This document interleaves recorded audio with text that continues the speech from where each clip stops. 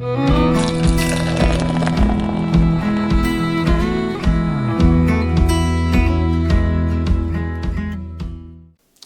and welcome to Irondale Brewing. This is a glass. Keep thinking it's going to be the last glass of the green tea cream ale. It's still drinking really nicely. I'm going to experiment with a little bit different green tea this weekend. Going to do a blonde ale and with a stronger green tea. So lighter beer, stronger tea, probably more of it, and we'll see how that goes. Because this is a great beer. I wish it had more tea character.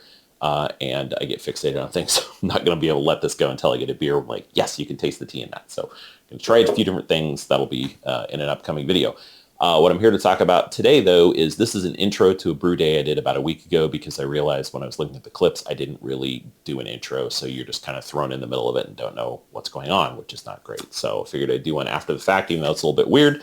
And the brew day was for a strawberry American wheat, and that beer is the official experiment beer of BrewTubers this year, which is an online brewing club. And I'm new to the club, but what they do every year is they all make the same recipe and vary one thing between all the people brewing it. So it might be we're all going to make the same beer, but vary yeasts, or we're going to do hop additions at different times or things like that. And this year it's a strawberry American wheat. So we all make the wheat beer, and then the variation is the way that the strawberries are added. So some people are doing fresh fruit, some people are doing frozen, some purees, some other things in the mix. One person I'm really interested to try this is using those strawberry candies that come in the wrappers that look like strawberries. That's going to be a cool one. I jokingly said I was going to use Strawberry Quick. I didn't quite use Strawberry Quick. You might think this is Strawberry Quick, but it's not. But what I'm going to add at kegging is this true strawberry powder, and it is crystallized strawberry. So it's supposed to be made from real fruit, unsweetened, non-GMO, 0 calories, 0 sugar. Not a lot of information about it online, but I figured it was worth a try. One of the other members of the club noticed this. I hadn't heard about it, and it seemed like it was different enough from the other ingredients that people were going to be using that would be cool to try. So looking forward to that. This is 4 ounces in this bag. I'm probably going to use 2 ounces for the 2.5 gallon batch that I did and dissolve it in 6 or 8 ounces of water, kind of whatever gets it. You want it fairly concentrated, so I'm not adding a lot of extra liquid to the beer, but you want to get this stuff nice and dissolved. It's very fine, so I don't think it's going to take much. But anyway, that's going to be fun to add when I keg it later this week. As far as the recipe goes, it is, and I do want to give a shout out to Beer and Wine Hobby. We all ordered our ingredients from them. They worked with one of the member of the club that's coordinating everything to make sure that we all got, the same ingredients, same yeast, all that stuff, which helps a lot with consistency.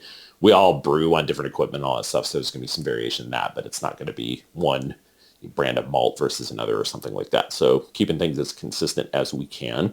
So the recipe for 2.5 gallon batch was 4 pounds, 4 ounces of Northeast Gold Pilsner malt, 13.6 ounces of white wheat malt, and 1.7 ounces of Munich Type 2. Hops, cashmere. I have not used cashmere before. It smells fantastic. It seems like it's going to work really well in this beer. 0.21 ounces at 60, 0.23 at 15, and 0.21 at 10. Water additions, we all started with distilled water to keep it as consistent as we can. For me, the additions were 2 grams of calcium, 2 grams each of calcium chloride, Epsom salt, and gypsum. Did add some yeast nutrient at the 10-minute left mark in the boil. And then we all used White Labs WLP 320, American Hefeweizen ale yeast. I have not used liquid yeast since the days of the Smack Packs. I've kind of gone to dry yeast because the variety and quality has kind of gone through the roof. And also when you're mail ordering stuff, keeping it cold is a challenge. Figured it was early enough in the year, and Beer and Wine Hobby did a great job of keeping it, packed in ice, and it got here in very good shape. It was still cold by the time it got here, and stuck it in the fridge, and it seemed to take off, as you'll see later in the video with a couple of fermentation shots. So anyway, that's what this brew was about. That's a little intro to orient you before you dive in, and here goes the brew day. Cheers.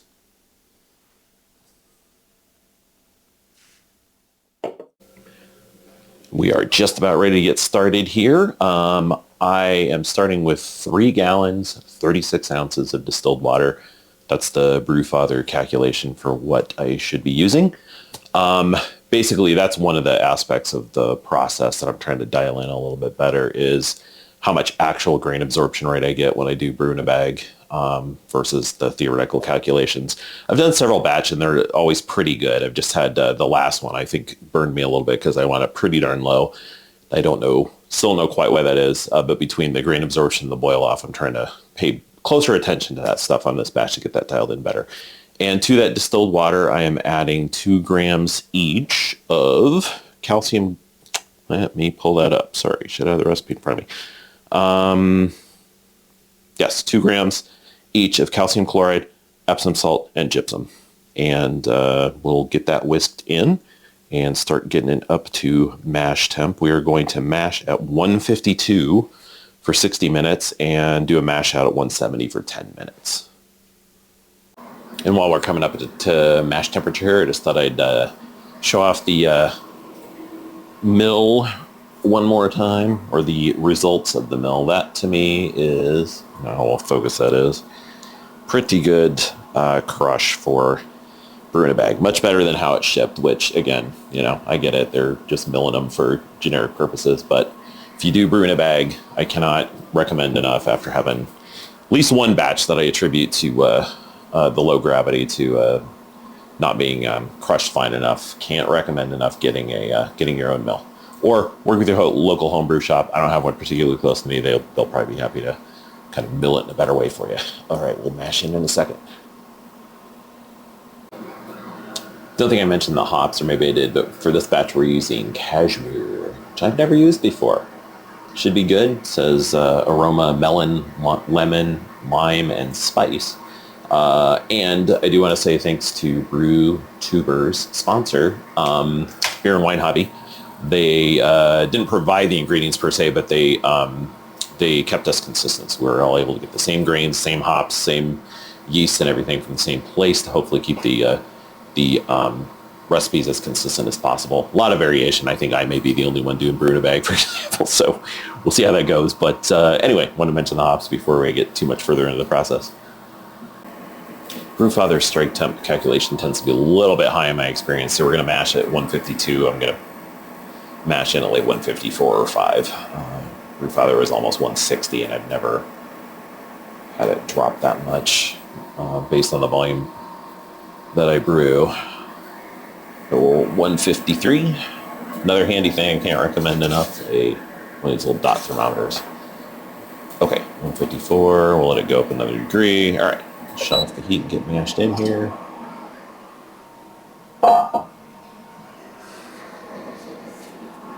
I can't tell if this angle is going to be horrible, so let's get the probe out of there too. I need fancy cameras above the pot. Okay. Mix as I go.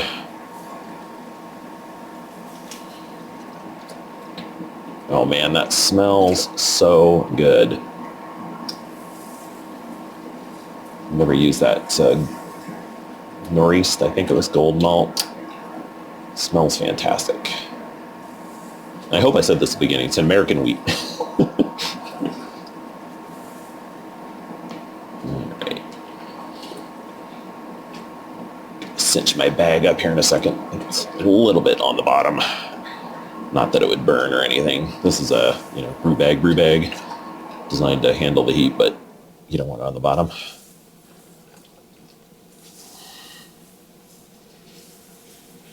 All right, just gonna get the rest in there and get it stirred in. Hopefully you can see some of that back when I stop and look. Kinda, sorry. I'm figuring this out as I go, as I've said a bunch of times. Okay, that's looking pretty good. I think I'm hitting the bottom, so I'll cinch my bag up a little bit and then stir a little bit more.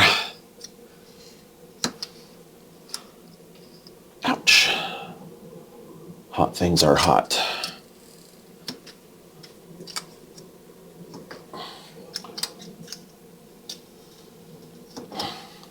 Okay, that's feeling a little bit better.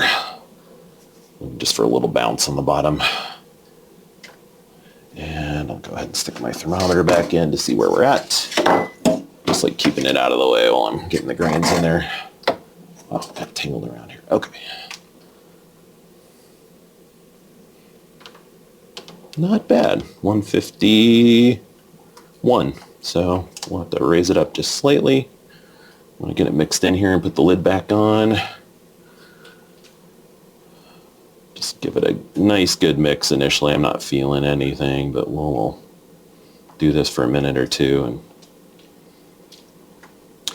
I will say the water to grain ratio seems nice and good. The grains are nice, grains are nice and loose in here. Just what you want. Given that last batch I did, I think I may have been low to begin with. And I don't know if that was just me doing something wrong or Brewfather, me not dialing in my equipment profile. Shouldn't blame the software. The software's fine, but you do have to use it correctly and get your numbers in there for your own equipment and use your actual results to adjust your profiles for sure, which is an ongoing process for me. But okay, that's looking pretty good. So I'm going to go ahead and get the temperature up about another degree and put the lid on. And we will mash for 60 minutes at 152 and do a mash out at 170 for 10 minutes before moving on to the boil. While the mash is going, I can talk about a couple other aspects of the recipe. Again, this is an American wheat that we're going to add strawberry to. I will show you how I'm going to add the strawberry at the end here, but we're going to be using cashmere hops. I've not used these before, but they should be good for this recipe. It says melon, lime, and spice aroma. And basically it's around 0.2 ounces at each stage, which is 60 minutes, 15, and 10, if I believe if I'm remembering correctly. Let me double check that. Yeah, pretty much. It's 0.21 at 60, 0.23 at 15, and 0.21 at ounces at 10 minutes. And then for the yeast, we will be using, this is unusual for me, liquid yeast, White Labs, WLP 320. I do want to say thanks to Beer and Wine Hobby. I believe they're in Danvers, Massachusetts. Most of the folks in the BrewTubers club are on the East Coast. I'm on the West Coast, but that's where we got all the ingredients. They didn't provide them per se, but they do give a discount. And the nice thing was we all got all the same stuff from the same place so that you have consistency. We all know we got these hops with that alpha acid, got the same yeast within the same date range and those sorts of things, and the grains and so on, to keep the recipes as consistent as we can across everyone. Process is very different, which may account for a lot. I think I'm the only one doing a smaller batch and the only one doing brew in a bag. Probably a lot of variation there, but it's going to be a fun experiment anyway. So more as the process continues. Gotta get a shot of the lovely, lovely mash. It is going well. Smells fantastic. Temperature's holding nicely. I really love this anvil kettle for this stuff. It really holds temperature well. So I'll put the lid back on, but wanted to show you what's in the works. We are coming up to the end of the mash out. A little debate, on whether that matters with brew in a bag and that sort of thing, but keeping the process as consistent as I can with my fellow BrewTubers.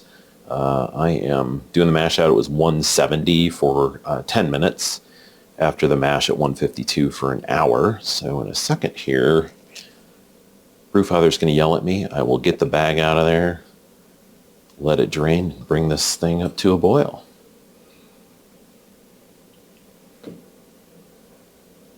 Anticlimactic pause. All right, we are good. So get the lid off of here. I'll get some gloves on for this. And the whole to squeeze or not to squeeze thing.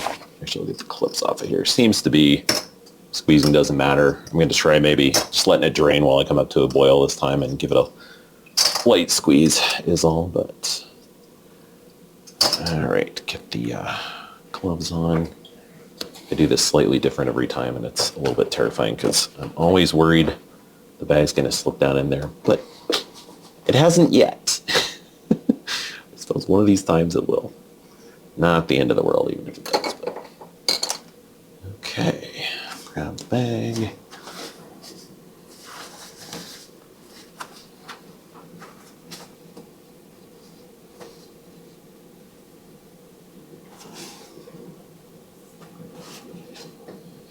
Just go slow, I think is the key. All right.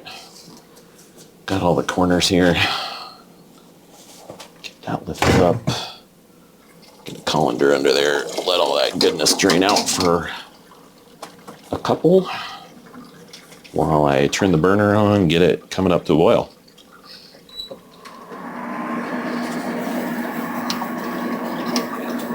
Apologies, this is where it gets loud for indoor brewing with the rain shed fan. I just want to comment that since I was paying attention to my volumes more closely this time, I did the modified grain absorption rate, which I'll put on the screen when I edit this, that worked perfectly for me this time. The volume in the kettle is exactly where it's supposed to be according to Brewfather, so that was good. And the next thing will be what my boil off rate is, which I think I have calculated pretty well, but we'll see how it goes today. All right, we have it boiled, so we'll go ahead and throw in our first hop addition flow. Stir that a little bit. Hey, watch me get a boil over. Let's let it calm down for a second first. And turn the heat down. All right, that's calming down. We'll let it chill out before we do the hop addition.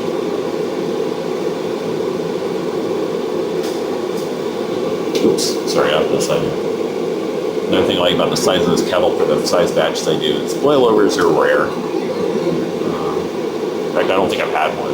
Got super close on a Christmas beer I did, but all right, that's looking like it's chilling out. So first hop addition, 60 minutes is 0.21 ounces of cashmere. Wort chiller is in. Hoses are ready to go. Goes down under the sink. And we are a few seconds away from our 10-minute, sorry, gotta check my, 4 seconds away from the last hop addition. 0.21 of cashmere and the yeast nutrient. And now 10 minutes and then we chill. The jaded chiller's making pretty quick work at chilling this down. I think the hottest spot I found in there is 83 after just, I don't know, 5 minutes. So we'll let it get down to pitching temperature and throw the yeast in there in a minute. And there we have the finished product in the fermenter. I'm about to pitch the yeast. Again, it's White Labs WLP 320 American Hefeweizen Ale yeast for this American wheat. I have not used liquid yeast since the days of the Smack Pack, so I hope I'm doing this right. It said to take it out, 2 to 6 hours before you're going to pitch it, which I did. And then it says on the back, homogenized contents. Well, interesting way to put it, but. And this is a 2.5 gallon batch, and the volume came out nice. I think that's just about right. So I was happy with that since I came out low on my cold sauce thing. So I think and anyway, point is, this is for a 5 gallon batch. I'm going to pitch the whole thing. Hopefully I won't go too crazy or throw things off too much, but let's just do it. Sorry, I'll shake this up a little bit more. Just what you want to watch.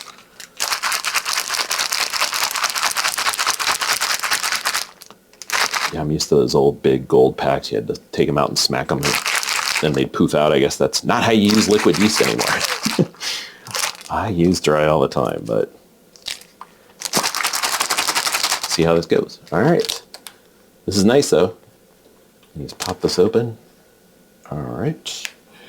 Dump it in.